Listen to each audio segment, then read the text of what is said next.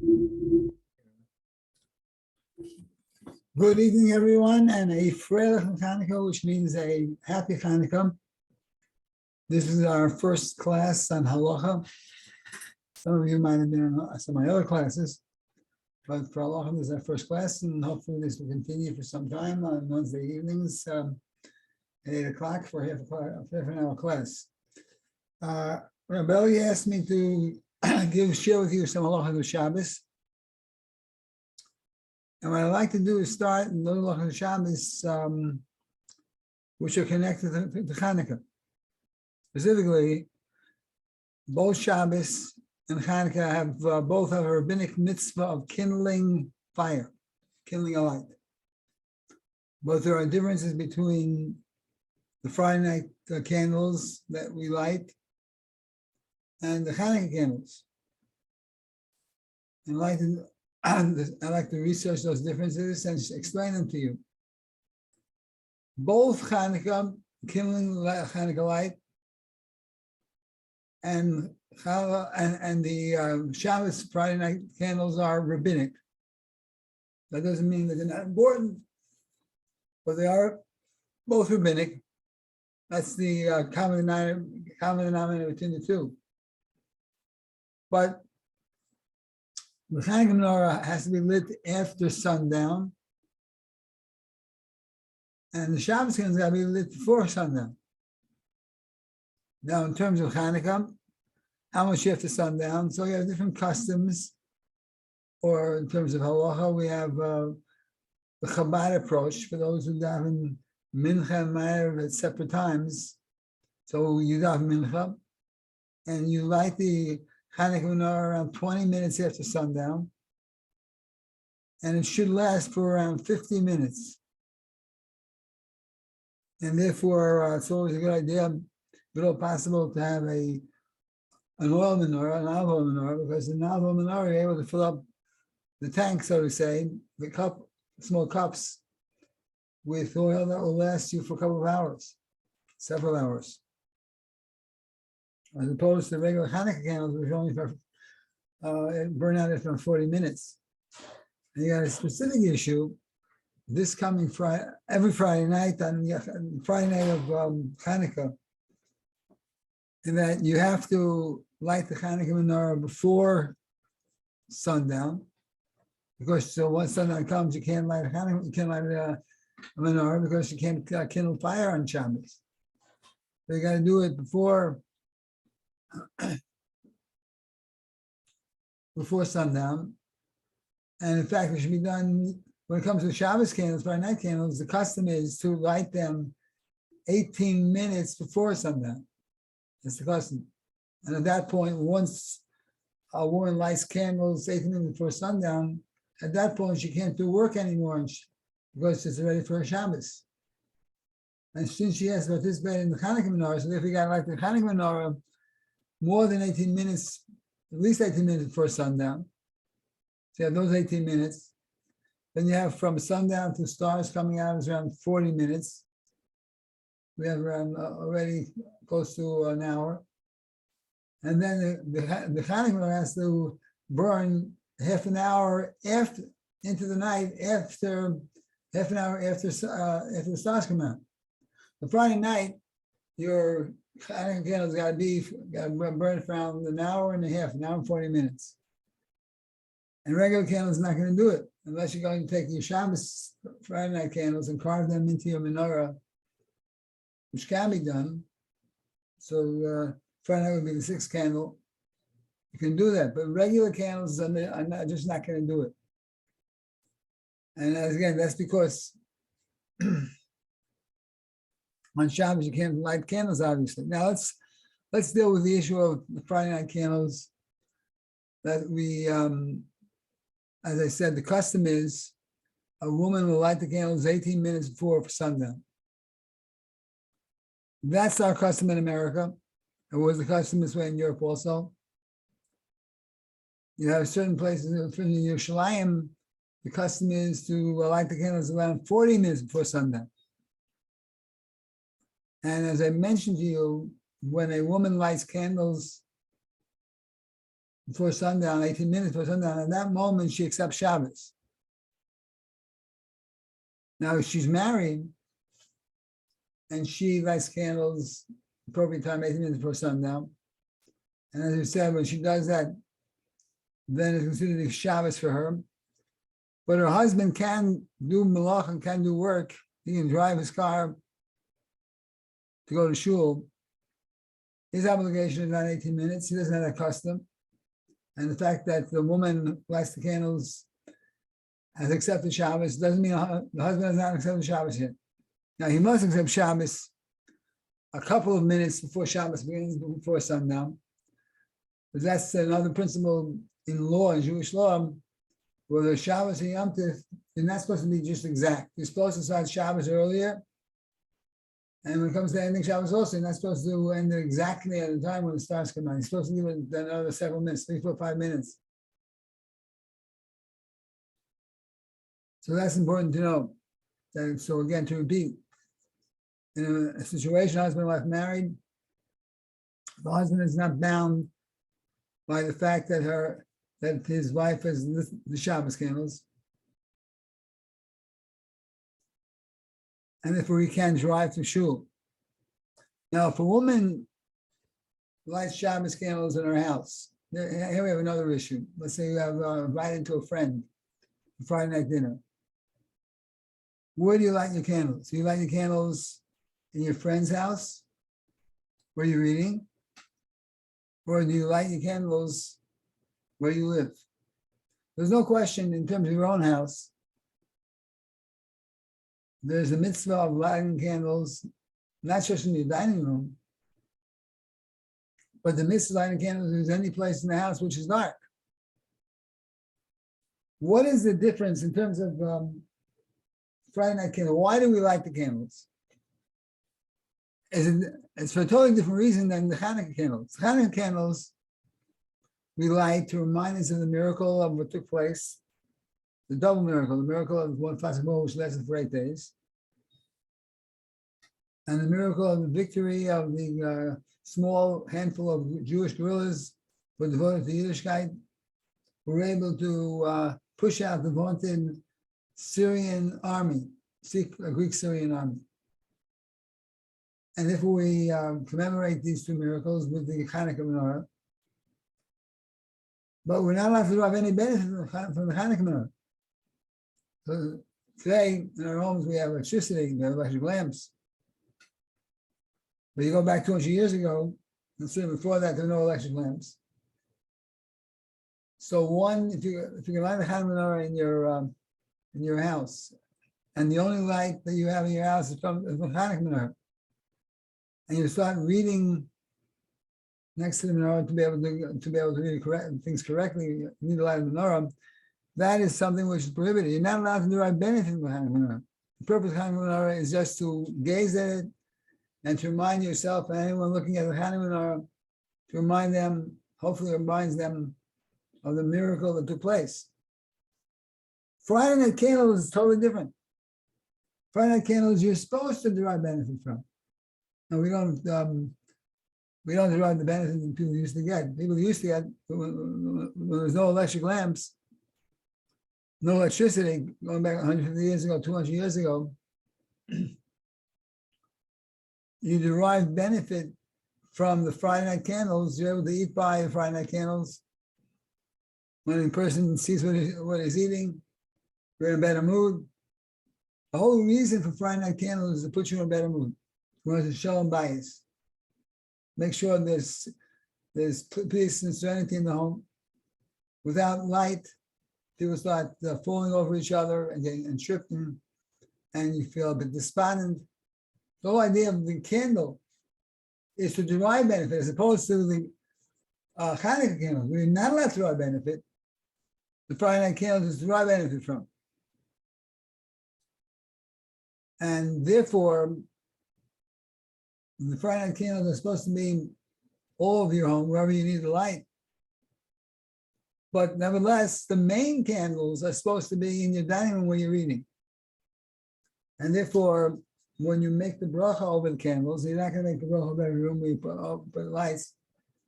Again, today it's hard to relate to because we have electric lights. But truth of the matter is, in a situation where you can't have a regular light, you can use your candles, you can use electric lamps also. So if you're in a hospital for Friday night for Shabbos, and they're not going to allow you to use a fire in a hospital, then what you're going to do is before Shabbos begins, in your room in the hospital, you close the light before Shabbos, and you reopen the light and make a bracha over that light. Because if it's providing light, so therefore that does the job, and therefore you got to make a bracha over it also. But getting back to the dining room issue, of all the lights that you kindle, the most important ones are kindling it where you eat, because the good part of Shabbos is celebrating around the table, eating around the table, and we want to make sure there's proper light. As I said, today it's hard to conceptualize the importance of it because we have electric lamps. But nevertheless, we make a bracha over it, as the Shulchan says, Marba ora marba simcha. The more light, the more joy. So even though today one can argue we don't need the Shabbos lamps because we have the regular electric lamps, but we believe that the more light, the more joy. And there's something to the candles that give you a certain chayas, a certain vitality, vibrancy, a certain simcha person, a certain joy. So in your own house, there is no question that the bracha you make is over the candles that you have in your dining room.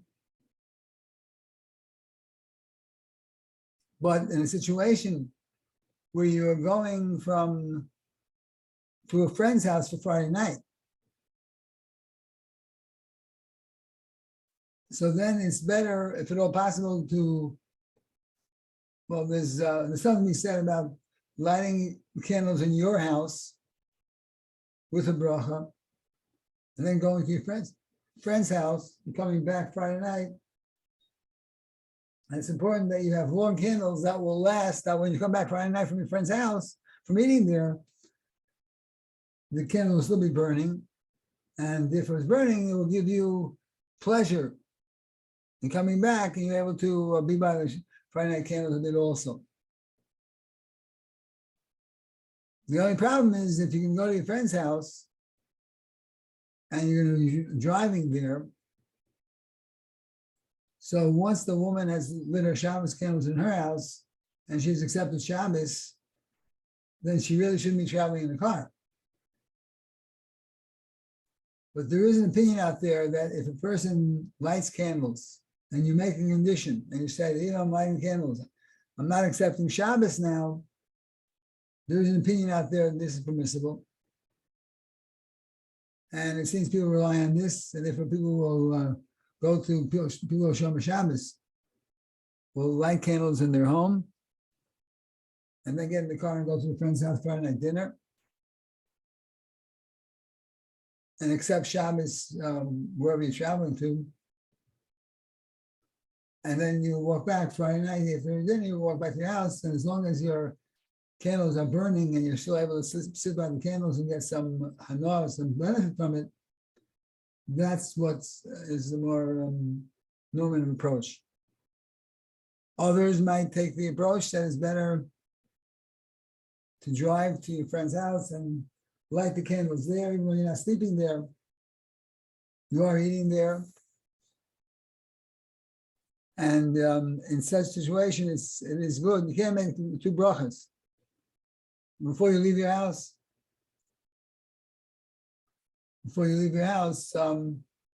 make sure that you have enough lighting in your house when you get back. So that's as far as the lighting Shabbos candles are concerned. When it comes to, we said that on Friday night, if you find yourself in a hospital setting and they're not going to allow you to light Shabbos candles, well, if you do for Shabbos, 18 minutes before Shabbos, you turn off the lights and then you will turn them on the cover Shabbos, and on Shabbos, you make a bracha. that can be done on Friday night candles or electricity. On the other hand, when it comes to a Chanukah menorah, can that be electric? So many persons have difficulty with that because the way that our rabbis established the mitzvah for Chanukah menorah, they have menorah, and either you have candles or you have small cups for olive oil, and it's supposed to contain, as we said, at least half an hour worth of olive oil, at least, if not more. So, but the way they establish mitzvah is you have a cup, you have a menorah, and the menorah has these small cups to it, and you put an olive oil for half an hour. In an electric menorah, it's not that many cups there with electricity for half an hour. Electricity is in the wall, the circuits are in the wall. And you're putting in the plug in the wall. So therefore, it's very different than the way the mitzvah was structured by the rabbis some 20, 30 years ago. And therefore, one can fulfill the mitzvah of Chanukah with an electric menorah. If you have an electric menorah for decorative reasons, decorative purposes, that's fine. And there people do that, put in the windows a decorative electric menorah, but one cannot fulfill the mitzvah with that because it really doesn't have the same form as the initial mitzvah was structured by our rabbis. The mitzvah of candles, Shabbos candles was just light. What? The mitzvah of Shabbos candles was just light. You just need light.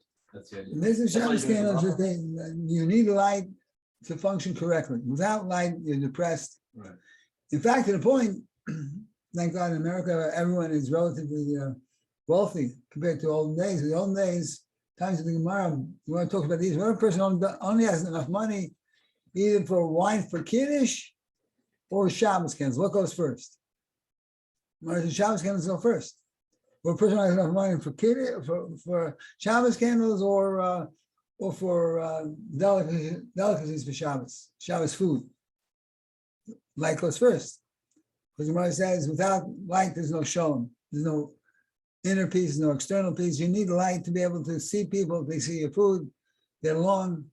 In the dark, people just start stumbling and getting upset. So the whole idea of Shabbos is to derive, the reason for this rabbinic mitzvah is to derive benefit from the mitzvah, from the fire, from the light of it, as opposed to the Chanukah menorah, which is the opposite end of the spectrum. Chanukah menorah is, you're not supposed to have any benefit from it. You're supposed to just gaze at it, and it should remind you of miracles, and then the person does some soul searching, that how I'm giving God thanks for the miracles that happen each and every day. On the Holy and Talmud, the miracles of the daily miracles that we experience in life. All right, so any questions before we go further? Is everyone muted on this? Everyone's muted. They can unmute themselves. If you'd like to unmute yourself and ask any questions, I'm open to questions right now.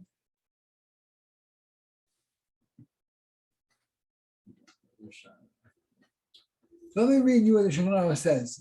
Shulchan Aruch says in chapter 263 of Orach Chaim, which deals with the laws of Shabbos, a rabbi has established, Shulchan Aruch, a rabbi has established that a person should have light in every room on Friday night where you go. Every room, not just the living room, not just the dining room. And as that should show in bias, this will add to the serenity of the home. Because we have light, people are not going to start stumbling over debris, over things that shoes and slippers. You're not going to stumble over eighths of heaven. You're not going to stumble over a piece of wood, a piece of a stone. And he says every person, when you eat this through the Shabbos meal, is obligated to eat it next to light. This is part of what's called on Shabbos. You know, on Shabbos is a mitzvah to have pleasure on Shabbos. There's no mitzvah throughout the week to have pleasure. There's nothing wrong with pleasure, but there's no mitzvah pleasure. On Shabbos, eating delicacies is a pleasure, which is a mitzvah. Tzaddikim are people, there are many tzaddikim who can eat, and their eating is even our eating. They're not in it for pleasure. They're in it for just to trying to get the nutrients they need to be able to function correctly. And by doing that, we believe, and according to this, that you elevate your food. But tzaddikim, righteous people, righteous and very spiritual people, are not looking. They're not looking for the pleasure in the food. This is a story with the Alter Rebbe, the first Rabbi Rebbe, that he had a very important guest who came to his home, who was the stolen Rebbe. Stolen was a big chassidus also. And when the Alter Rebbe's wife found out and daughters found out that this very important guest was coming, each one wanted to have the honor of preparing the meal for this tzaddik. And the Alter Rebbe said that they all wanted to do it. The Rebbe says that if mom wants, she has first dibs. She wants to do it. It's her mitzvah. But all the girls wanted to participate also in the mitzvah. So each girl, unbeknownst to the other, I think I've had four daughters. I think 4 daughters. Each daughter put in a certain amount of salt into the food, into it was cholent or it was Friday night dinner. Well, no, it could have been a weekday dinner. And it had a tremendous amount of salt. So the Alter Rebbe brought the guests into the dining room and he said, please eat. And the guest took one bite and realized that it had 4 times the amount of salt that it needs. And then the guest looks and sees that the Rebbe is finishing off the food. And then he finishes off the food and he looks at his guest and he says, oh, I see you're not eating. Does it need more salt? So he said, does it need more salt?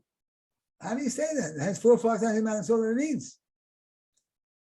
So the Rebbe said, when we were in the city of Mezritch, because his Rebbe's mentor was in the Mezritch Maggid, Academy of Mezritch, we learned how to eat and not to enjoy our food, not to really taste our food, so to say, because we're not into physical pleasure. But on Shabbos, therefore, there's no mitzvah to enjoy food on a Sunday, Monday, Tuesday, Wednesday. You can, but there's no mitzvah. On Shabbos, there's a mitzvah to eat delicacies. On Shabbos, there's a mitzvah to, so to say, not bribe your body, to swallow your body. So that's what I was over here. That having light is part of the mitzvah burning Shabbos, burning kosher on Shabbos. And the ikar mitzvahs adlokas neros. The primary mitzvah is the candle that's burning in your dining room. And the Zohar says you have to make sure it's a nice candle. That's why we have custom. Women have silver candelabra. Because the mitzvah, as you know, zecher and there, when it comes to any mitzvah, this is not just to do it, but to do it with splendor, with beauty, with harmony. All of us have in our neshamas what's called keferis, a penchant for harmony, for beauty. And our job is to take that penchant that we have, the tendency we have for beauty, and use it for a mitzvah. So get yourself a nice candelabra. And anyone who is careful with this mitzvah and does it with beauty will merit children who study Torah. And it says, "Nem mitzvah Torah." Torah is light, so therefore, if you make sure you have good lights Friday night for throughout your home, you'll be zecher, you will merit to have children who are involved in the light of Torah. There are those people, Shmuel says, who have 2 candles. When it comes to Shabbos, God said 2 words as one. It says Zohar and Shomer. Zohar Yom Shabbos. The guy should remember Shabbos, should keep it holy. And Shomer Yom Shabbos. And observe Shabbos, guard the Shabbos. God says the Zohar part remember Shabbos means the positive commandments, lighting Shabbos candles, and having good food, and your dress and your clothing should be the nicest on Shabbos. That's called the zohar, the positive. The shamar is guarding against the negative prohibitions of negative work. There are 39 different categories of negative work.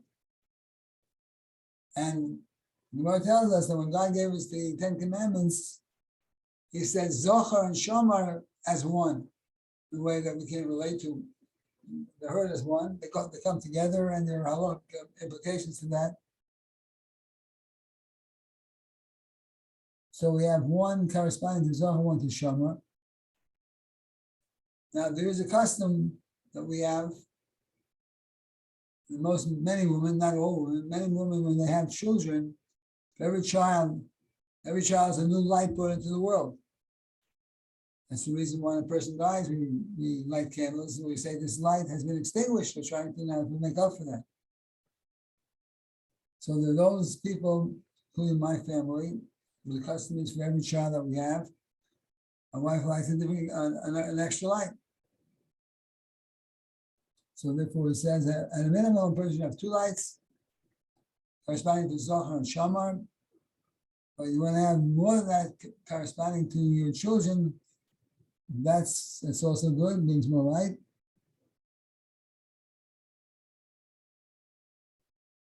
At the same time, Shmuel says if a woman forgets to light the Shabbos candles,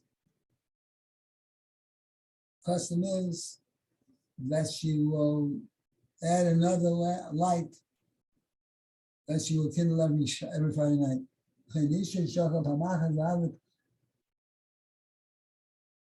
And from now on, she lights one more candle if she forgot. On the other hand, sometimes the woman doesn't forget, but she's all stressed about something chaotic things are going on in the house, and therefore she just couldn't get her act together to light Shabbos candles in time. So certainly she should not light after sundown. That would be an averic light after sundown. You can't light candles after sundown. But so therefore, if things are chaotic and she can't light, she's not obligated to light the next week the 3rd candle, another candle. But if a person simply forgot about Friday night candles, then the custom is to light another lamp for the rest of her life. If she had an accident happen, she was in a car accident, anything like that, that's the reason she couldn't light the Shabbos candles, then there's no obligation for her to light an extra candle for the rest of her life.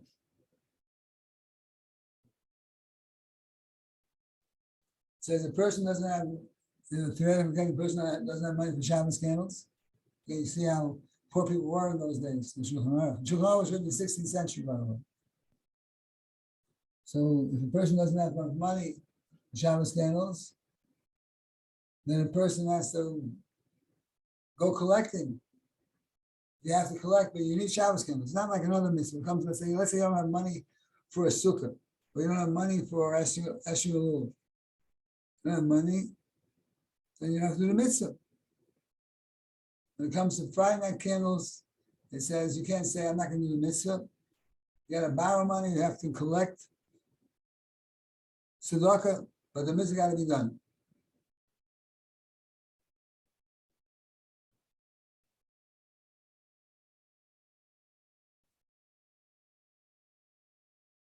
And the reason it's so important because on Shabbos we have to have Einik Shabbos. Einik Shabbos is the pleasure of Shabbos, and without light, there's no honor, there's no pleasure whatsoever. And as I said before, even a person who has a small amount of money in his possession, and he needs Shabbos food, but if you get his money in Shabbos, but you don't have enough money for candles, the candles go first. Candles go before the other foods. The only food that goes before candles is bread. Chutz mipas, bread goes first. So these are all theoretical cases. And the person only has money either for bread or candles, bread goes first. When it comes to any other delicacy, fish or meat, so we say the Shabbos candles go before fish or meat. But without Shabbos candles, there's no true anything, no true pleasure. and you're missing on Shabbos. The mitzvah of Shabbos candles falls equally on men and women. Now, the custom is that if you have a house where a family, there's a husband and wife, the custom is the woman does the Shabbos candles because she's the one, she's in the kitchen, she's around the home. But if you buy a man who's by himself, or he has a roommate, another man, the man also has to light Shabbos candles because he has no wife covering for him. And when it comes to this mitzvah of Shabbos candles, men and women are equally responsible to make sure it's done. So again, if it's a regular family with husband and wife, the custom is the women light candles and cover for their husbands. But if you're not married and you're a single man, you have an obligation of lighting Shabbos candles. But the difference between men and women is when a woman lights Shabbos candles, by doing that, she's accepting Shabbos and therefore cannot do any more work. When a man lights Shabbos candles, sometimes my wife goes away for Shabbos. How about myself? I will light Shabbos candles, but I won't be bound to accept Shabbos until a couple of minutes before sundown. I said, you're not supposed to accept Shabbos at an exact time when Shabbos begins. You're supposed to show respect for Shabbos by adding to Shabbos, both when Shabbos enters and when Shabbos ends. So therefore, I would do that. I'll accept Shabbos 5 minutes before sundown. But I don't have to accept it. I might light my candles 18 minutes early. I don't accept Shabbos until a couple of minutes before Shabbos begins, before sundown. Does the man have to make some sort of stipulation or no? No. No stipulation. No stipulation. A man can just light Shabbos candles and continue doing his work and drive the car to shul. Why does a woman 18 minutes? They've accepted it. They just accept it by themselves? Yeah, women have accepted it. Historically, women have accepted it, and therefore once they light Shabbos candles, which should be done at least 18 minutes before sundown, at that point they become bound to accept Shabbos. That's all right. Any questions? Any questions? I have a question, Rabbi. Okay. What about if we are a non-Jew and then we learn to have a proper Shabbos because we want to be converted one day? So should we light the candle or say the bracha for the kiddush, or it is forbidden for us to do the bracha and light the candle? Thank you. It's not forbidden. If someone's not Jewish yet, should not be totally observant. Custom if someone's not Jewish will violate Shabbos one way other than putting on a light once during 24 hours. But they can practice by lighting Shabbos candles. Nothing wrong with that at all. That can be done. Yes, no problem. Okay, thank you, Rabbi. My pleasure. What about Kiddush? What about it? Is that cool as well? Is it cool? Wait a minute. For Jews, Is it not prohibited? Is it not prohibited, should I say? not prohibited? Yes, not prohibited. It's practice. Nothing wrong. But again, a non-Jew cannot observe Shabbos totally, but as long as you do one thing, person that's one, you put on a light, that's fine. One thing that should be done, which makes a non-Jew, because a non-Jew should not be observing Shabbos. Shabbos is a gift that God gave to the Jewish people. So to observe Shabbos in its entirety is inappropriate, because God wanted it to be a gift for the Jews. Until someone's Jewish, it's not his gift yet. So as long as you violate Shabbos, someone violates Shabbos who's starting to become Jewish in one small way, that's fine. And the rest is not a problem.